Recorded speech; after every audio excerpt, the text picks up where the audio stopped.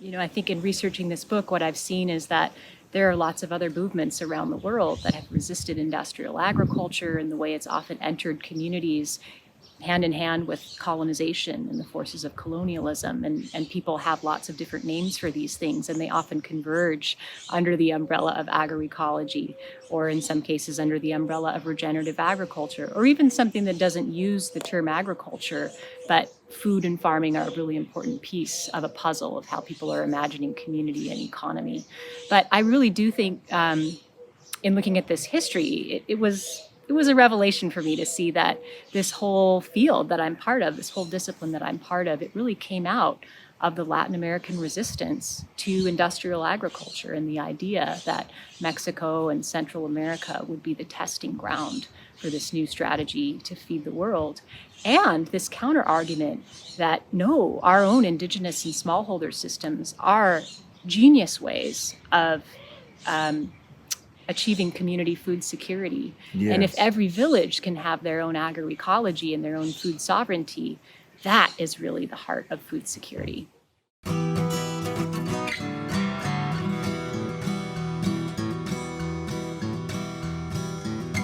Welcome to the Real Organic Podcast. I'm Lindley Dixon, co-director of the Real Organic Project.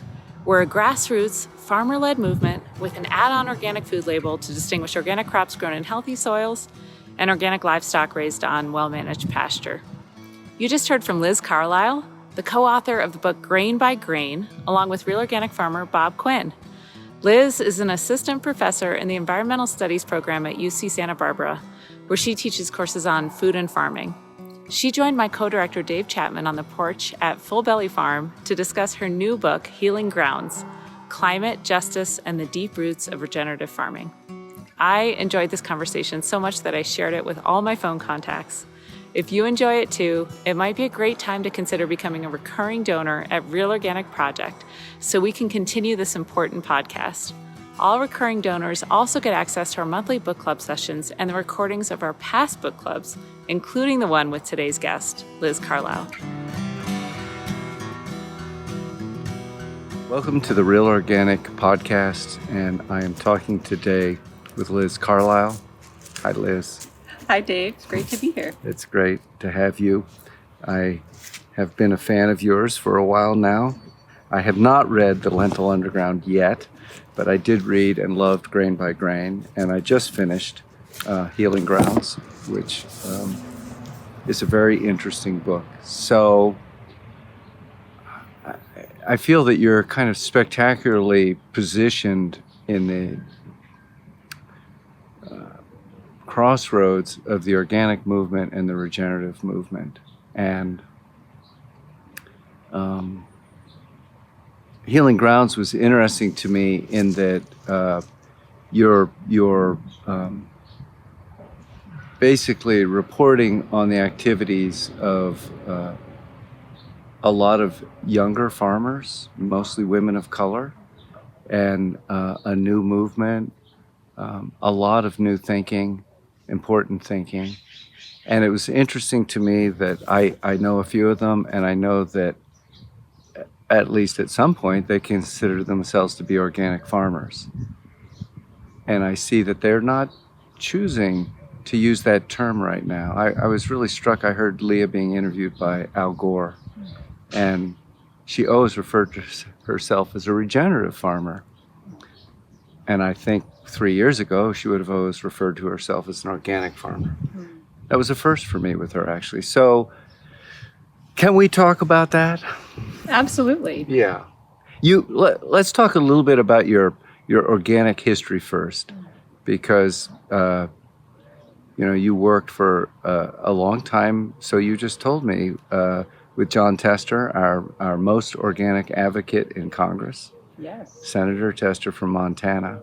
Could you talk about that just briefly? Yeah. So, working with Senator Tester was actually my introduction to soil health and sustainable agriculture. And I definitely came into this movement through organic. I was 24. I was really concerned about climate change. I had been a country singer in my first career. I had some guilt about all the fossil fuel that I'd burned driving around all over the country. And also a really deep concern for rural communities that I had visited. I saw echoes of what my grandmother had experienced in the Dust Bowl, of people struggling with huge environmental challenges on rural landscapes, and then at the same time, having to kind of answer to the pressures of an agricultural economy that definitely wasn't supporting them in stewarding that land for a secure future. So that was the context in which I became aware of Senator Tester, winning his Senate seat. I was a young Montanan concerned about the future of the planet and of rural communities, and he had just won the Senate seat, total come from behind victory. Talking about how organic farming, really saved his family's farm in many ways and meant that his wife didn't have to worry about health issues from chemicals getting sprayed on their land. He talked about, paying off their house with an organic lentil crop because they cared about farming, quality farming, and there were consumers out there who wanted to pay for that quality. In terms of the food, but also in terms of the environmental benefits and everything that went with buying food that was raised that way. So I came into working for Senator Tester and changing careers from being a country singer really because I was excited about the promise of that organic movement, that people who valued a healthy environment and healthy rural economy and healthy food could come together to build an alternative food and agricultural economy that could contest or at least provide some other option to the industrial food system. Would you say that John was one of the people who came to organic first from a health concern?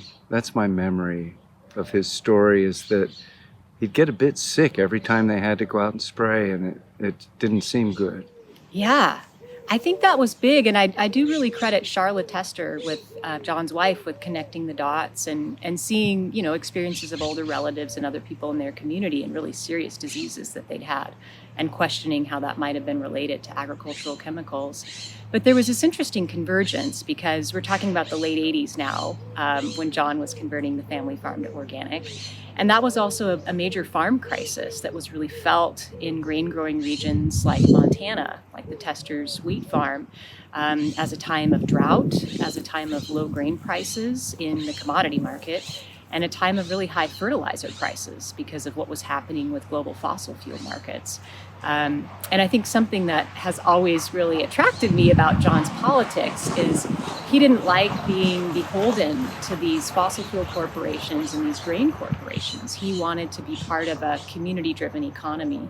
So I think it was this convergence of, Charla really calling foul on the health impacts of agricultural chemicals, and then their family also wanting to have some more control over their economic destiny and to see their small community of Big Sandy continue for another generation and be vibrant, whereas what industrial agriculture was doing to their community was really hollowing it out. Yeah. Well, could you talk just a little bit about your experience of that hollowing out? Like what happened? What was happening to the community as a result of the financial collapse of grain farming back then? Yeah, I imagine a lot of folks who are, watching and listening are familiar with Richard Nixon's Secretary of Agriculture, Earl Butz, and his very colorful phrase, "Get big or get out." But underneath that colorful phrase was, in fact, this series of policies that was really designed to force consolidation in the ag sector. And those policies were first implemented in the 70s in terms of changing subsidy structures and essentially rewarding scale and not charging people for the costs that came with that scale. And so what that looked like in Big Sandy, I think what John Tester was seeing was that he was losing neighbors because people were selling out. They couldn't make it at the scale of a family farm that had been workable for his parents. And so as the farms got bigger and bigger, there were fewer and fewer people in the community. And with fewer people, there were fewer community institutions. I ended up working with his neighbor, Bob Quinn, on a book about Bob's organic farm. And he talked about how when he was a kid, there were these awesome community dances. And I think he wanted me to understand, as a person who grew up in a more urban community of Missoula, that, you're not the only person who has cultural assets. And he talked about, into the wee hours of the night, people would be dancing and there'd be all this music. And then he talked about how those community dances, slowly there were fewer and fewer. And then they basically didn't happen because there weren't enough people in the community. The farms were so large and the houses were so far apart. In some cases, they were even being, owned by people who didn't even live in the community. And then there was a concern, we might even lose our school. When you lose the school, you lose, the funding tied to that school. That is no longer a polling place. So many things in a community happen in a school building. And so I was really compelled by, what both John and Bob Quinn told me about how organic farming and also value-added businesses connected to that farming was starting to bring people back and starting to get young people in that community excited about maybe staying. And so they held on to a school and enough people to have those community institutions. So when farmers were going out, it didn't mean that there was less farmland. Right. It meant that fewer people were owning bigger tracts of land in order to compete. That was Earl Butz's get bigger, get out. But he wasn't talking about exporting the agriculture necessarily, but just about consolidating it. Consolidating it, Yeah. Yes. And then because the grain prices were low in the commodity market, it was this having these really, really low margins that forced you to have this high scale because you were just making so little profit from, say 1,000 acres of grain that you had to have thousands and thousands and thousands of them for that tiny little margin of profit, which again, you might only get in a good year, to actually add up to something that could, be a family's livelihood. So this was not an example of a group of people suddenly saying, I'm really greedy, I want more, more, more. This was an example of a change in policy that almost forced consolidation just to survive. You either had to leave or you had to get bigger in order to function as an economic unit. Yeah, that was get bigger, get out. Was that era of the tractorcade? Yes, yeah. Yeah, could you talk about the tractorcade? Yeah. It was such an interesting thing. Yeah. I mean, my memory is that the National Farmers Union was organizing this, and that, so kind of going back in history, after the Depression and the Dust Bowl that my grandmother experienced, as part of the New Deal, actually, Franklin Roosevelt's administration put in a series of farm support programs that were brand new in the United States. There had been public support to agriculture, but this was more substantial. And there's a lot to be said about it, but one thing that they did is they established parity pricing. So they were very concerned about the boom and bust cycle that grain farmers and the whole grain economy had experienced because of this consolidating grain economy. So even in the early 1900s, you already saw major grain corporations that were consolidating to the point that they were starting to abuse this oligopolistic power to sort of fix prices and create a boom and bust cycle like we have with a lot of commodities that exist in that sort of economic structure. So coming out of the Depression, the Roosevelt administration instituted parity pricing and supply management policy, which basically meant that they set a price floor for grain below which it couldn't go. And the way that they enforced that price floor, this minimum price for grain below which it couldn't go, is the government would actually purchase grain at that price. So that meant nobody else in the marketplace could go out and try to buy it cheaper because a farmer could always go to the government instead. And the government did actually buy that physical grain, and they stored it in what was called the ever normal granary, so that they would have a supply of grain if there was a shortage for some reason, if there was a major drought or if there was a food shortage. And so for decades, farmers had gotten used to these kinds of policies and the idea of parity, fairness, which just meant that rural livelihoods should have some parity with urban livelihoods and farmers should get paid a fair price for their grain.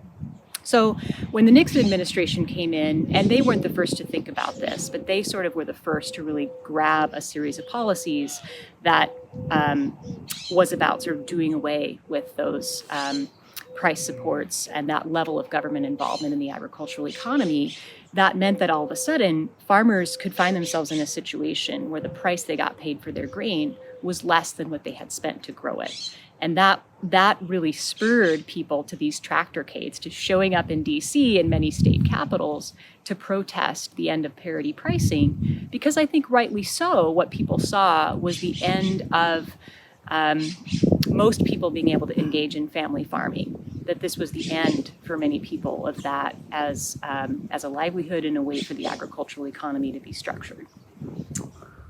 Okay, this is great. Not where I was planning to go, but this is pretty interesting. So Henry Wallace was Secretary of Agriculture for Roosevelt when the parity pricing was created. Yeah. He was a very progressive Secretary of Agriculture and came very close to being our president, and how different the world would have been.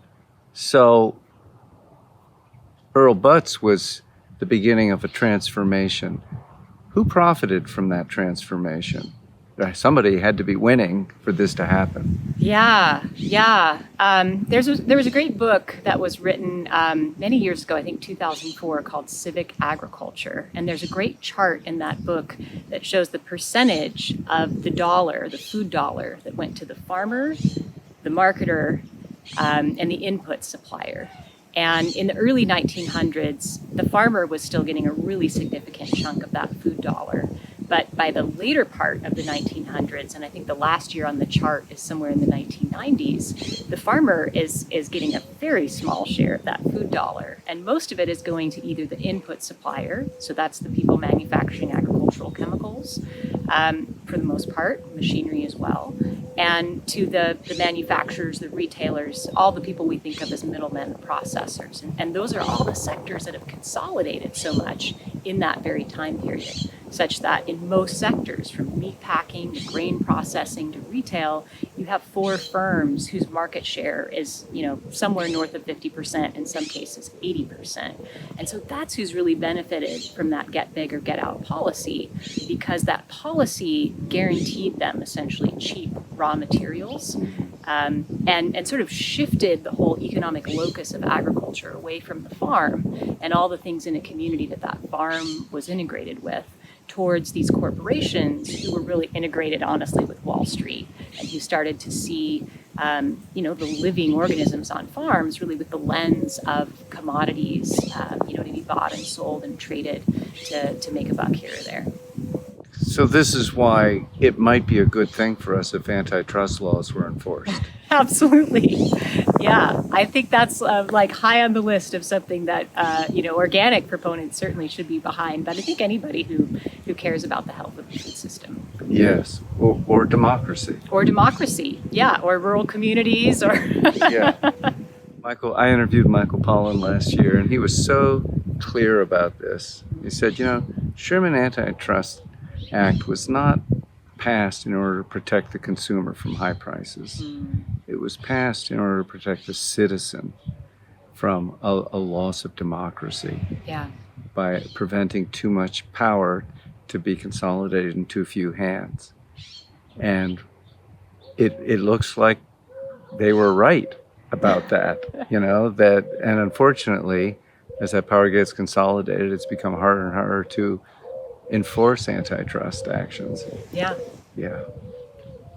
Okay. Well, thank you. That was a really interesting sidestep. So we're up to, at what point did you leave John, and how did you get connected with Bob Quinn? Yeah, so I was in John's office 2008 to 2009, and I was a legislative correspondent for agriculture and natural resources, which meant that I got all this incredible correspondence from constituents involved in agriculture. And my job was to make sure all of that was cataloged and communicated to everybody on the policy team, and then also to make sure that we answered people's questions and communicated back what we were doing. Sometimes people would write just to ask questions, and sometimes they had input. And so my job was to make sure that they knew that they were heard, and what were we doing in response to whatever concerns that they had. So I actually got these awesome letters. I mean, I didn't get them. John Tester got them, but I got to read them. From organic farmers because, when does an organic farmer who's been really active in, organizing around organic farming in his own regional community get elected to the US Senate? So people would write in, and sometimes they'd have things to say about something like the Farm Bill or some other piece of legislation. But as part of explaining why, for example, we should have better support for the Conservation Stewardship Program or Environmental Quality Incentives Program, or we should shift crop insurance subsidies, people would actually write a lot about their farm and what they were planning to do with their rotation next year. And this crop was doing better for them than that crop, or they saw a real opportunity, but it wasn't being supported by crop insurance in the right way. And then people also, as they started getting to know me on phone calls, started saying, well, hey, if you want to come out to my farm, I can tell you about it on the phone, but you really should see it for yourself. And the first thing I realized was there are dozens of these people. So when I had become aware of Jon Tester's campaign for Senate, that was the first time I even knew there was an organic farmer in eastern Montana. I was from western Montana. I grew up going to farmers markets in Missoula. There was this kind of mythology. I don't know that anybody said it to me directly, but that, all the good progressive stuff is happening in western Montana, and eastern Montana is like, kind of a wasteland of oil and extractive agriculture. So for me to learn as a western Montanan that not only is Jon Tester talking about organic farming and leading on organic farming, he's part of a movement. There are dozens of people who developed this collaboratively over many, many years and went to each other's farms and looked at each other's rotations and pooled funds to create the processing infrastructure and all these kinds of things. And that was revelatory for me. And I thought, how could I not know this? I'm a Montanan who identifies as an environmentalist now, and I'm concerned about climate change, and I didn't even know this was happening in my own backyard. And I was so curious. And so all of this kind of drove me to graduate school, because I really did want to go and visit people's farms, and I did want to learn about what they were doing ecologically, but I also wanted to know, how did they build this movement? How did they get from 0 organic acres to thousands and thousands of them, and no lentils, basically, to Montana being one of the major producers of this rotation crop that kind of makes the organic system work. So I ended up doing a graduate research project, my dissertation, working with those farmers in Montana. So I didn't exactly leave the Tester orbit, but I moved from, being a policy staffer in DC to being a graduate student at Berkeley, now learning about agroecology, thinking about what is organic farming, which I've learned about where I'm from, look like in other parts of the world, and how is this, important in my backyard, but also part of this whole global resistance to industrial agriculture and, organizing around alternatives. Mm-hmm. Yeah. It's interesting. In America, mostly, we only hear about agroecology from universities, but in other parts of the world, it's very much of a peasant farmer movement. Yes. Yeah. You want to tell just a little bit about that? Most people who aren't in a very educated academic sphere have never even heard of the term, although it's starting to be used and abused now. It's true. Yeah. Yeah. Well, I wanted to talk about that story of how agroecology developed in this latest book that I wrote. Yeah. But in the process of, sort of starting from now, and from an incredible agroecologist I really admire, Aide Guzman, who is the central character of one of the chapters, but then kind of peeling back to see, where does agroecology come from? And how is that actually intertwined with the story of Aide's family and her community? And so when I first heard the word, I thought, okay, this is ecology applied to agriculture. That makes sense. Living organisms on a farm, we're going to think about this as an ecological system, and we're going to try to manage it more successfully as a community of living organisms rather than, an industrial system which kind of tries to eliminate life as much as possible and thinks it's chaos and let's just, have one living organism. Agroecology embraces the idea that there are relationships between living organisms, and so you want to have flowers that will attract beneficial insects that might actually eat the insects that are a problem for your crop. You might want to have flowering plants year-round so you can attract pollinators, because you need that pollination for your crop, but you're also embedded in a larger ecosystem as a farmer, and so you're part of a watershed, and all those kinds of things. But as I learned more about it, I realized that as some authors have said, it's a science, but it's also a movement and a practice. And so it is very important as a practice to indigenous communities and small farmers around the world, for whom this is perhaps the way that they farmed in relationship with their ecosystems for centuries or even millennia. And ecologists are giving scientific language to practices that have been developed through traditional ecological knowledge for all these centuries and millennia. And then it's also a movement. And so I learned about, and I talk about this a little bit in Healing Grounds, Efraim Hernandez Zolocotzi, this young Mexican scientist in the early part of the 1900s, went and got trained at an Ivy League school, but then wanted to come back to Mexico and work with farmers in his home state. And of all things, he got a job with the Rockefeller Foundation's Mexican agricultural program, which, if you've heard that term before, you're probably thinking, oh my God, that's the Green Revolution. But when Zolocotzi first started working there, it had a little different character. It was full of these new dealers who really wanted to support the small farmers who'd just gotten on their land, their ejidos, through the land reforms of the Mexican Revolution. And in the early days... I'm sorry, this was before really the Green Revolution? Yeah. When he joined Yes. this? I mean, it's hard to say, know. when does the Mexican agricultural program become the Green Revolution? Yeah. But this is a philanthropy established by the Rockefeller Foundation with support from the US and Mexican governments to quote unquote improve or provide technical assistance to Mexican agriculture. And at the beginning, honestly, to me, it looks kind of like NRCS. It looks like these new dealers who want to help people with composting and cover cropping. They're focused on the subsistence crop, corn. They only want to do open pollinated. They want stuff that farmers can save. And when Zolocotzi joins, there's still a bunch of those people around. And his job is actually to go out to all these small farm communities and indigenous communities and collect corn seed to help in these breeding efforts. And this is still a time when the breeding is more this kind of open pollinated, let's make sure small farmers have varieties they can save, that will work well in the environments, that won't be susceptible to disease. But then over time, this program that used to be just regional, just about trying to support these Mexican small farmers as they were trying to make good on the promise of the Mexican Revolution, it came under the influence of this much larger idea at the Rockefeller Foundation that had a lot of influence in their social circles, which was that now we were moving into the Cold War.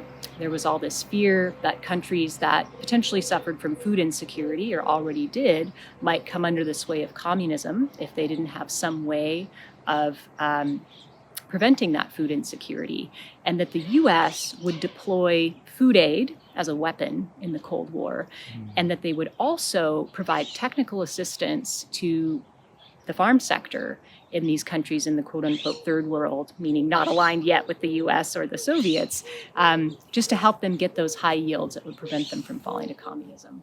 Can I just ask a question? Because food insecurity is one of those terms that gets used a lot, and I think a lot of people don't really know what that means. I mean, it doesn't sound good. Yeah. But when you say food insecurity, what does that mean to you?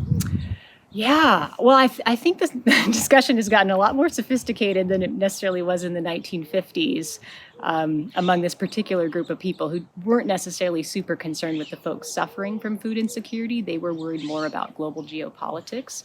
But what the term means to me is that if someone is food insecure, that means they're literally not secure. They don't have certainty about where their next meal is coming from, or maybe their meal a week from now or a month from now. So, the Food and Agriculture Organization of the United Nations breaks out, sort of levels of severity from people who are suffering from acute malnutrition today to people who are suffering from some level of malnutrition that limits their full well-being to people who may not be suffering from malnutrition today, but whose level of insecurity about knowing they can count on being able to have food into some distance in the future really impacts their lives in negative ways. So that's how I understand food insecurity. And I think, at least a piece of that was how some of these high-level folks in the US government in the 50s and 60s in the midst of the Cold War and people at Rockefeller understood, okay, there are people in countries in the quote-unquote third world who for a variety of reasons, colonialism was often an important one, don't necessarily have a secure source of food, or they might lose it in the near future. If we, the United States, come in and look like the provider of food, they will align with us in this global geopolitical battle. And so this little Mexican agricultural program gets asked to be the pilot project, the model for how are we going to export a package of technologies that can immediately allow smallholders all over the world to bolster food security. And so It was the pilot project. yeah, it really changed things. So there was this guy, Norman Borlaug, he was a plant pathologist. When he initially came to the Mexican agricultural program, he was a little bit of an outcast. The mission was still about working with smallholders. He had disdain for small farms. He didn't think they were economically efficient. The mission of the program was to work with corn farmers. He wanted to work with wealthy wheat farmers in the northern regions who generally had ties to US finance. Some of them were expats.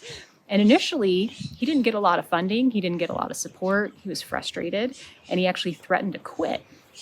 But then that intersected just exactly with this moment when this Cold War ideology about we got to feed the world so that the world will align with us gains sway at the Rockefeller Foundation. And they say, fine, you do your thing. We're going to give you this big research center where you can pursue your vision, which is how high a yield can we get from this grain if we pump it with synthetic fertilizer and herbicide and other pesticides, and there's access to irrigation, and it's the perfect lowland environment.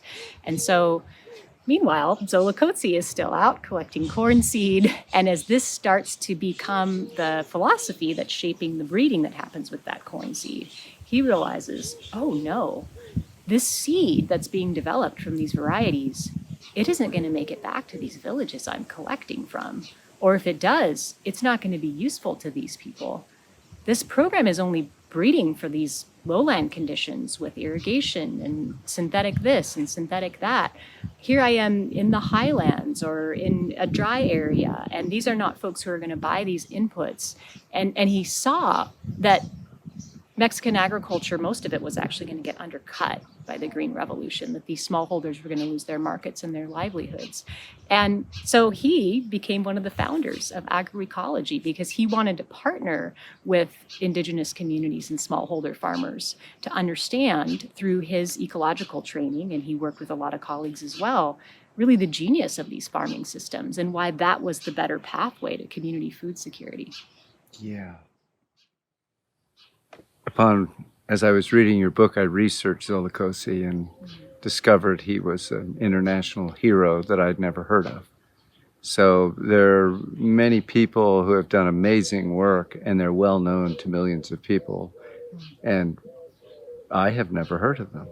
And that doesn't make me a bad person, but it's just to see that there's a lot going on, and we can't all keep track of everything. I think the Green Revolution is very confusing to Americans. After all, Norman Borlaug got the Nobel Prize, Yeah. right? Isn't he a good guy? And I'm not even talking about the man personally, but isn't what he was doing of benefit to humanity? Somebody just told me, I was interviewing Paul Hawken 2 days ago, and he said, yeah, Borlaug was a strong critic of Rachel Carson and her work, which I didn't know. And I thought, well, I guess that makes sense, considering what happened next. So what did happen next? This agroecology kind of, did it grow as a movement in response to the policies of the Green Revolution?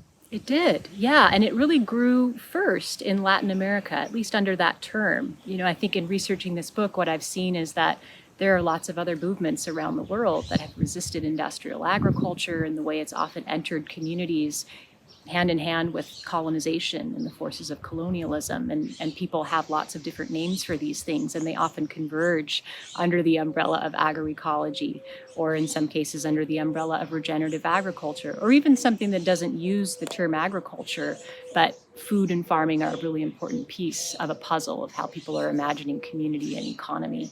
But I really do think in looking at this history, it was a revelation for me to see that this whole field that I'm part of, this whole discipline that I'm part of, it really came out of the Latin American resistance to industrial agriculture and the idea that Mexico and Central America would be the testing ground for this new strategy to feed the world. And this counter argument that no, our own indigenous and smallholder systems are genius ways of achieving community food security. And if Yes. every village can have their own agroecology and their own food sovereignty, that is really the heart of food security. Okay, so this is one of the very important things that, I learned and opened up my mind reading your book. So when the Green Revolution was going on, were the people there becoming more food secure or less food secure? Yeah, well, people in Mexico, by and large, were becoming less food secure. And I think a really important piece of this is that so many people were earning their livelihoods as farmers. So when the price of corn dropped, I think there were some in the United States who imagined that would be a boon to Mexican consumers. But many people didn't even have a consumer identity. They were corn farmers. And so the bottom of their livelihoods dropped out. And so, in the wake of Green Revolution policies really taking root in Mexico, that led to a lot of immigration. Between Green Revolution policies taking root in Mexico on a national basis and then NAFTA, those two things together really changed the ballgame for smallholder corn farmers and smallholder farmers in general. And so a lot of people immigrated to the United States and they ended up working in agriculture as farm workers.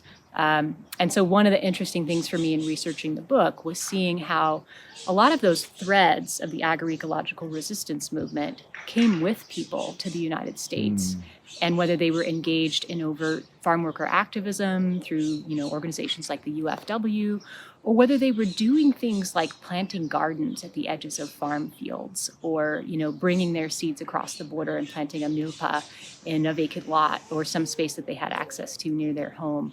There was this continued, as people moved across the border, contestation of this food system that had undermined their livelihoods. Yes, so you're describing growing food as a political act. Yeah. And how it's grown is highly political. So do you think that Norman Borlaug noticed that people were more food insecure in Mexico as a result of his policies? Or did he not notice those people because he didn't think they were important? I mean, how did that work? I think that by all accounts, he was a person who had absolute laser focus on the things that he was tracking on. And he was a very quantitative thinker. So I want to actually say the metrics he was tracking on. He had this absolute firm commitment to producing a higher yield of a corn crop or a wheat crop. And that was kind of the only thing he could see is, can I produce more grain using these tools? And so I think his imagination stopped at what's the aggregate amount of grain that can be produced in the world using these methods. And he saw a trend line that went up based on these technologies.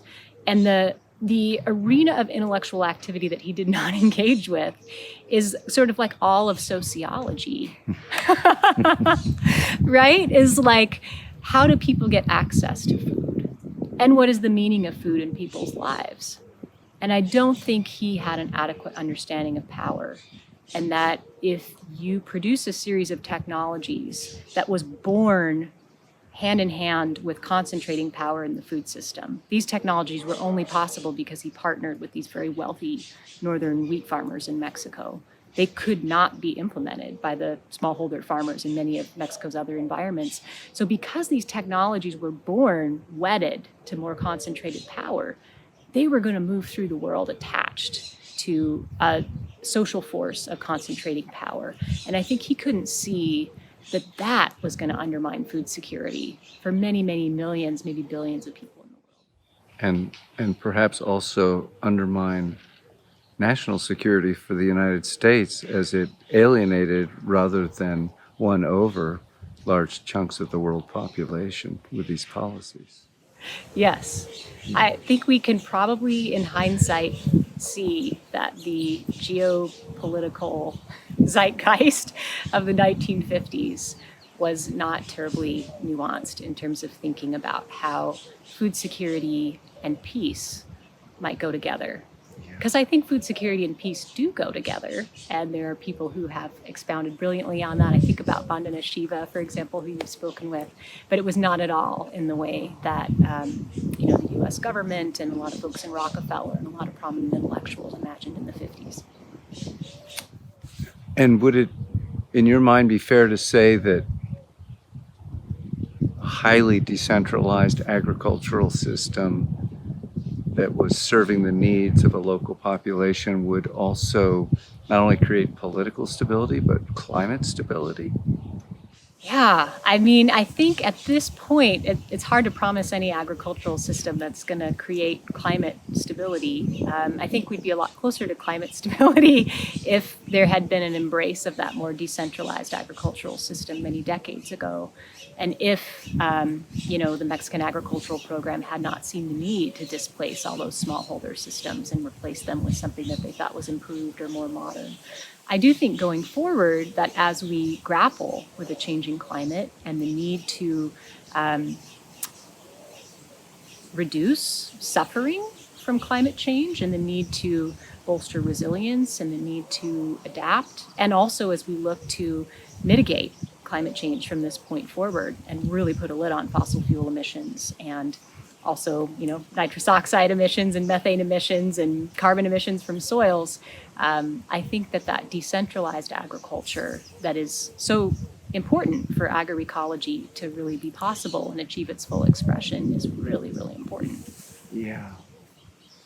I'm just taking a moment because this is so interesting.